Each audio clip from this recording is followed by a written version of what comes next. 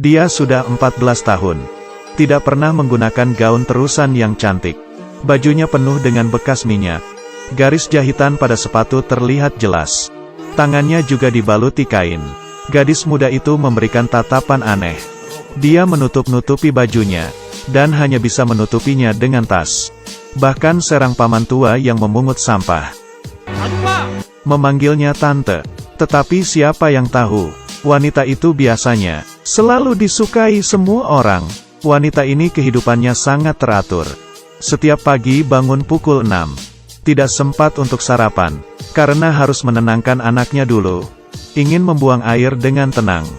Juga gagal karena anaknya menangis. Dan juga dicuekin oleh sang suami. Sudah jam 10. Tidak mudah bisa makan sesuap.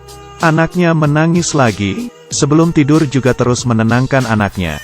Terakhir, juga harus merapikan rumah. Tetapi hari ini adalah hari peringatan pernikahan dia dan suaminya. Namun suaminya lupa. Malam hari, anaknya sakit dan muntah. Suaminya masih belum kembali. Dia menggendong anaknya, yang terus menangis. Tetapi no HP suaminya. Kenapa tidak bisa dihubungi? Satunya tidak bisa apa-apa. Satunya lagi suami yang sedang bersosialisasi. Kontras antara ironis dan tidak berdaya. Tapi siapa yang salah? Sang suami bekerja demi keluarga. Tetap harus bertahan meski dipukuli. Dan dia demi anaknya, melepaskan pekerjaannya. Dia melihat dirinya sendiri di cermin. Kepikiran tentang kehidupan yang menyedihkan. Di saat itu, HP-nya menerima satu foto. 나 오늘 못 들어가. Hatinya bercampur aduk. Kesabaran dia pun akhirnya putus. 네가 나한테 어떻게 이렇게 할 수가 있어? 어떻게 이래? 너 만나서 너 때문에 내 인생이 얼마나 그지 같아졌는지 알아? Terakhir, sang wanita memutuskan untuk bercerai. Sang suami melihat di dalam mobil bunga yang dia persiapkan untuk istrinya, dan luka di mukanya. Tidak punya pilihan lain selain setuju. Setelah bercerai, mereka membuang cincinnya masing-masing, mempersiapkan hidup yang baru. Tetapi siapa sangka, setelah bangun, mereka ternyata kembali ke waktu dulu. Sang perempuan mengganti pakaiannya menjadi pakaian yang cantik, menggunakan heels, bersiap untuk jalan-jalan. Dia sama sekali tidak terpikir, ini adalah perempuan yang baru saja bercerai. Bernama Jin Jo. Di saat bangun, tiba-tiba sudah kembali ke umur 20 tahun. Kali ini, dia memutuskan untuk mengubah nasibnya. Langkah pertama, pergi ke klub. Tetapi tidak terpikir, belum juga sampai, sudah duluan bertemu dengan lelaki.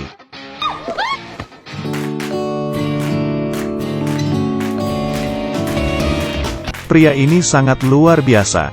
Di masa depan dia adalah seorang yang sopan, kaya dan tampan. Sekarang, dia adalah orang yang paling didambakan orang-orang sekolah bernama Hyun Suk. Sebenarnya ini bukan pertama kalinya mereka bertemu. Belum lamanya, dia tersendat untuk menghadapi ayah kayanya itu. Berbalik dan asal memilih perempuan untuk dinyatakan cinta. Tetapi malah ditolak. Perempuan ini adalah Jin Jo. Tetapi tabrakan ini membuat hati Hyun Suk berdegup kencang. Beberapa hari selanjutnya, dia melihat jalanan ini. Dan yang teringat adalah Jin Jo. Di saat berenang, yang teringat juga Jin Jo. Tidak bisa seperti ini terus. Akhirnya Hyun Suk menemui Jin Jo, dan menunjukkan sikapnya. Kamu harusnya tidak mengira kalau aku suka sama kamu kan? Dan ternyata, malamnya mukanya ditampar.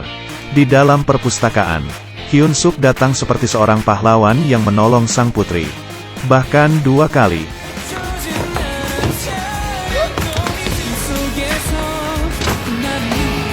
Kali ini, hati Jin Jo pun tergerak. Hyun Suk menggunakan kesempatan ini, mengajak Jin Jo untuk nonton bioskop, lalu menyatakan perasaannya. 뭐 좋아하는 거 있어요? 너 좋아하는 거. Sekarang lihat bagian suami. Demi mengubah nasibnya, dia menemui cinta pertamanya yang cantik dan lembut. Setiap hari memberikan minuman, makanan dan kehangatan. Membawanya pergi makan barbecue, nonton bioskop. Perkembangannya lebih cepat dibandingkan dengan Jin Jo. Hal-hal tampaknya berjalan sesuai dengan yang dia bayangkan. Berjalan dengan lancar. Tetapi memang dasar lelaki ya. Selalu merasa terganggu dengan apa yang tidak bisa didapatnya. Melihat ada orang yang bersama dengan mantan istrinya. Suami pun mulai gelisah. Lelaki ini tiap hari menemani pacarnya. Tidak berhentinya ngedet dan ngedet. Kali ini, dia melihat Jinjo. 푸남푸남씩 그지같이 생겼잖아. 갖고 놀 딱이야.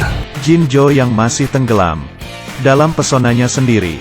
Tetapi sang suami tahu kalau lelaki ini pasti sampah. Di waktu sebelumnya, Bando menjadi bawahan si pria ini. Tiap hari selalu membantunya mengurusi semua jenis kekasihnya, agar tidak ketahuan oleh istrinya. Kadang-kadang juga dipukuli.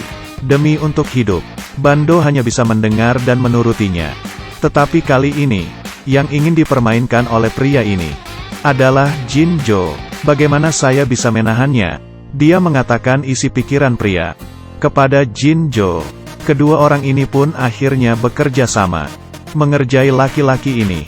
Mereka mengetahui pria ini akan mengikuti acara makan-makan fakultas dokter. Bando dengan sengaja berbicara di depan sang pria tentang identitas Jinjo. 너 그거 들었냐? 우리 학교에 삼성그룹 손녀딸 다니. 누군데? 네가 아는 애야?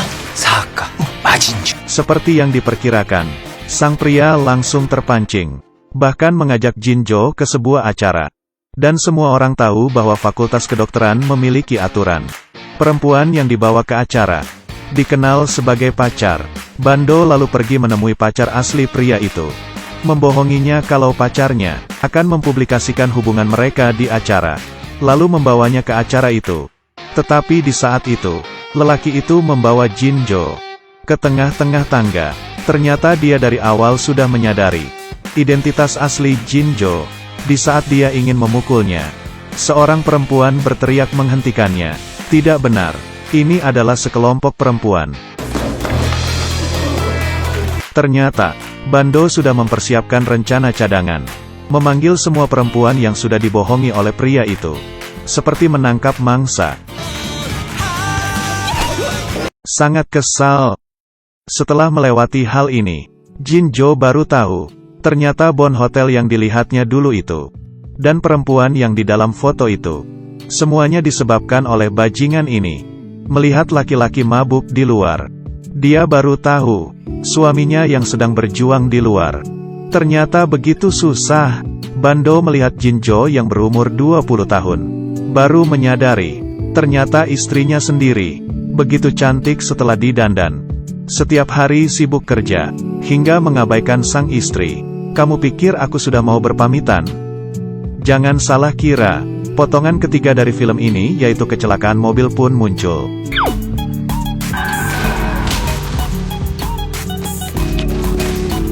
Ia tidak salah lagi, karena suatu kecelakaan.